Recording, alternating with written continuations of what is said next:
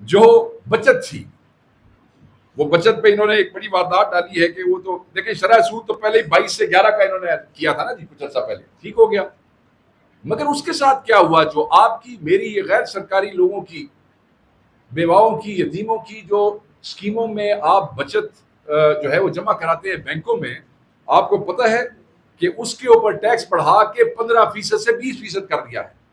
جو بچت کی اسکیمیں ہیں، جو غریبوں، بیواؤں اور جو بیچارے بڑی مشکل سے پرائیویٹ لوگ جو ہیں وہ اپنے بینکوں میں جمع کراتے ہیں، وہاں بھی انہوں نے ٹیکس بڑھا دیا ہے۔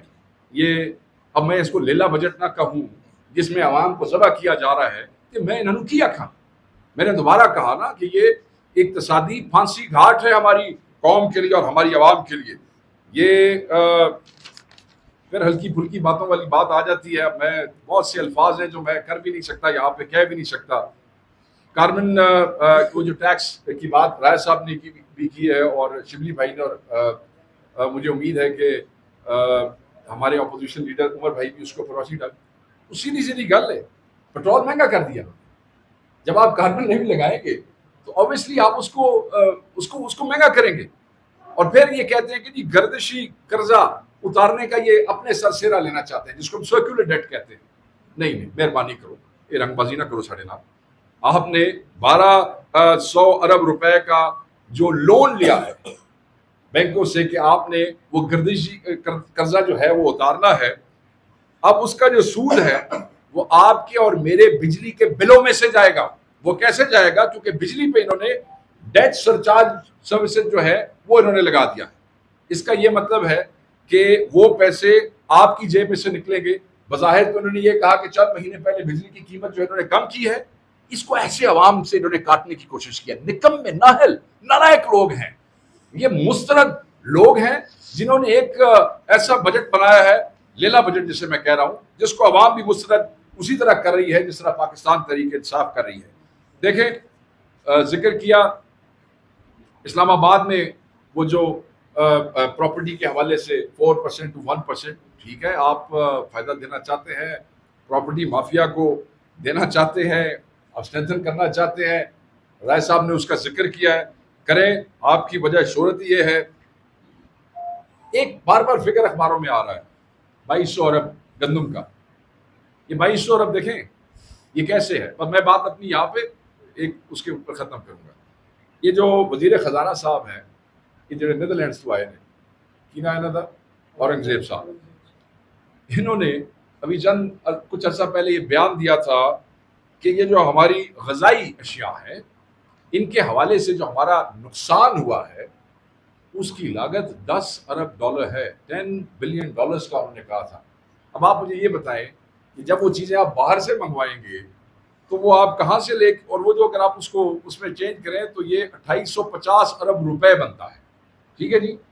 آپ کے پاس وہ ہے اتنا فارن ایکسچینج ہے کہ آپ وہ یہ 10 ارب ڈالر میں تو ارب 2 ارب ڈالر واسطے ہمارے پنجابی میں کہتے ہیں پندے واسطے، یو آر لٹرلی بیگنگ، ایک دروازے پہ، دوسرے دروازے پہ، تیسرے دروازے پہ۔ تو یہ جو آپ نے 10 ارب ڈالر کا نقصان آپ نے کسان کش پالیسی سے، کسان دشمن پالیسی سے، پاکستان دشمن پالیسی سے پاکستان کو پہنچایا ہے، میں پوچھنا چاہتا ہوں وہ تمہارا باپ پورا کرے گا؟ وہ کہاں سے پورا کرو گے؟ تم سے گورنمنٹ چلانے کے لیے تمہارے پاس پیسے نہیں ہو رہے ہیں، اور تم ہمیں بتا رہے ہو کہ تم نے 10 ارب ڈالر کا نقصان کیا ہے، وہ کہاں سے پورا کرو؟ You don't have that kind of منی۔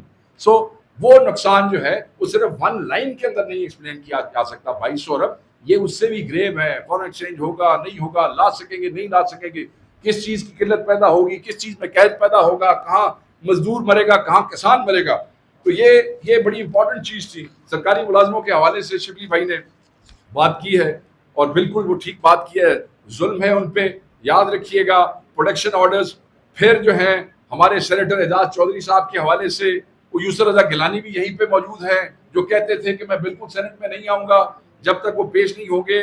ہماری ٹیم نے، ہمارے اپوزیشن لیڈر نے بڑی محنت سے، بڑی مشکل سے، بڑے عرصے پرسویٹ کرنے کے بعد پروڈکشن آرڈر نکلوائے بھی صحیح، نتیجہ آپ دیکھ لیں۔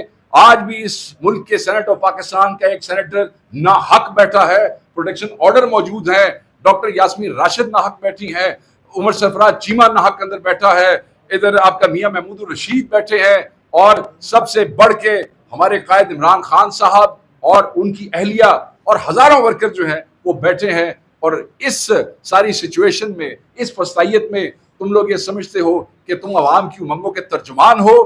تم لیلا بجٹ پیش کرنے والے لیلے ہو اور اس سے زیادہ کچھ بھی نہیں ہو. بہت شکریہ جی. ٹیکنیکل باتیں جو ہے وہ بجٹ کی وہ عمر بھائی زیادہ بہتر طریقے سے آپ کو سمجھائیں گے. شکریہ. میں آپ کا زیادہ وقت نہیں لوں گا. میں نے صرف چند چیزوں کو جو ہے ٹچ کرنا ہے. اس کے بعد پی ڈی ایل اور جو گروتھ کے حوالے سے چیزیں ہیں اس پہ عمر بھائی ایز این ایکسپرٹ اور اپوزیشن لیڈر بھی ہیں, وہ اس کے اوپر مکمل بات کریں گے.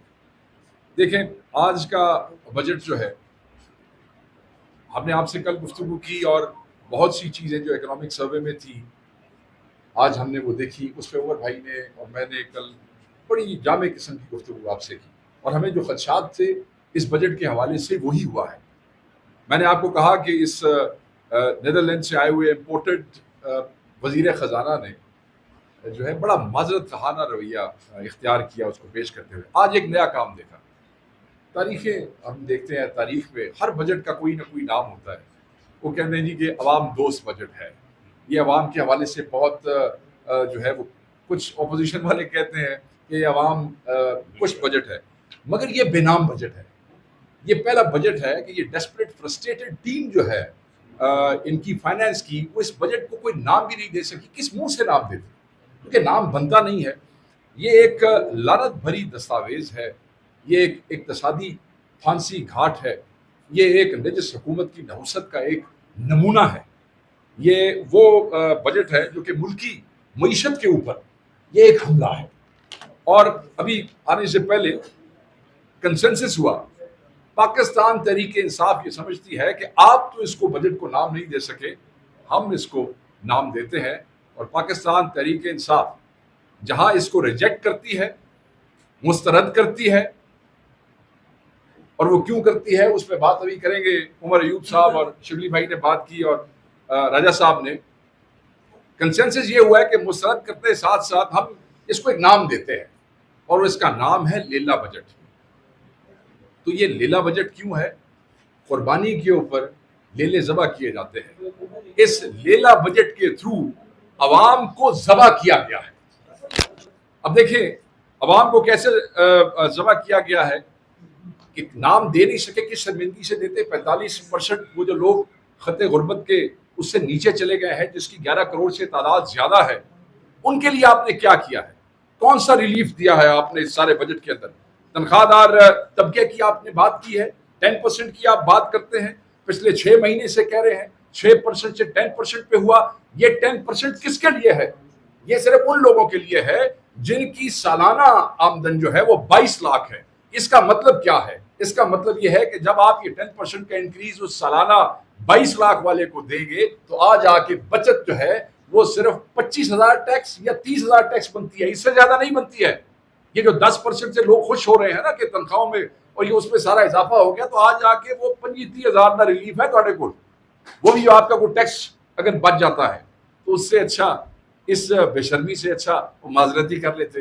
آپ کیا سمجھتے تھے کہ اپوزیشن کی نظروں سے یا تحریک انصاف کی نظروں سے یہ جو آپ باریک بات ڈالنے کی کوشش کرتے ہیں یہ نہیں گزرے گی؟ یہ 10% کل ہم نے بات کی تھی, وہ جو 11% کی کور انفلیشن ہے, یہ 10% کا اضافہ اس 11% کی کور انفلیشن کو پورا کرتا ہے؟ یہ تو اس کو بھی ایڈریس نہیں کرتا ہے. تو پھر آپ کیسے کہتے ہیں کہ آپ نے تنخواہ دار طبقے کو ریلیف دیا ہے؟ آپ نے تو ریلیف نہیں دیا ہے, آپ نے تو بیسیکلی تنخواہ دار طبقے پہ واردات ڈالنے کی کوشش کی ہے. پینشن 7.6% انکریز, یہ کس حساب سے؟ کچھ سمجھ نہیں آئی کس حساب سے. یہاں پینشنرز باہر بیٹھے ہوئے ہیں, وہ پینشنز کے لیے سرکاری ملازم جو ہیں وہ بیچارے احتجاج کر رہے ہیں, جیسے شبلی بھائی نے بتایا نا کہ ان کو بڑے ہمدردانہ طریقے سے ان کو ڈیل کیا جاتا. تسی انہوں نے بھی ڈیل کر رہے جو سانو ڈیل کر دو, ڈانگا بخا رہے ہو, رستے بند کر رہے ہو, رستے بین کر رہے ہو. ہم دوبارہ کہیں گے کچھ شرم ہوتی ہے, کچھ حیا ہوتی ہے. اور پھر پینشن جب آپ کا 1,000 ارب روپے کا 1,000 ارب کا جو بجٹ آپ نے ڈیولپمنٹ کا جو آپ نے رکھا ہے, آپ مجھے یہ بتائیں یہ ایسے ہی ہے کہ آپ کی آمدن ہو 1,15,000 روپے اور آپ اپنے گھر کی مینٹیننس کے لیے رکھیں 1,000 روپے. یہ آپ نے اس ملک کے ساتھ اس بجٹ میں یہی کیا ہے جو آپ نے ڈیولپمنٹ کا جو بجٹ ہے وہ جو آپ نے 1,000 ارب روپے کا رکھا ہے. مڈل کلاس بڑی مشکل سے آج کل وہ سوزوکی افورڈ ہوتی تھی, اس کے اوپر جو سیلز ٹیکس تھا وہ 12% تھا.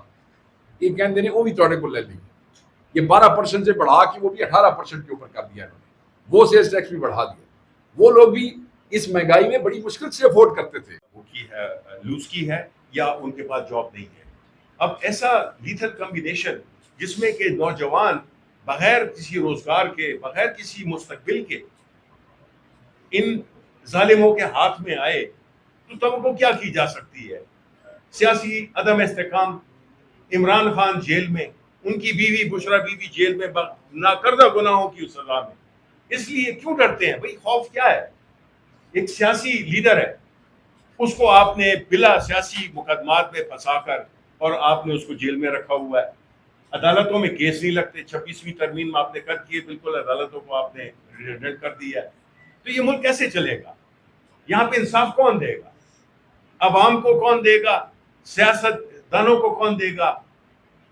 اس ملک میں تو صرف انہیں کو ہی ملتا ہے جو کہ اس ملک کو لوٹتے ہیں. ہم نے تو یہ دیکھا ہے کہ جن لوگوں نے اس ملک کو لوٹا ہے ان کو بٹھا دیا گیا ہے اور وہی مزوں میں ہیں, ان کے خاندان بھی مزوں میں ہیں, ان کی اگلی پشتیں بھی مزے میں ہیں. تو جب تک کہ رول آف لا نہیں ہوگا, آئین اور قانون کی برتری نہیں ہوگی, اس ملک کا مستقبل پہ بڑے سوالیہ نشان ہیں. بہت بہت شکریہ.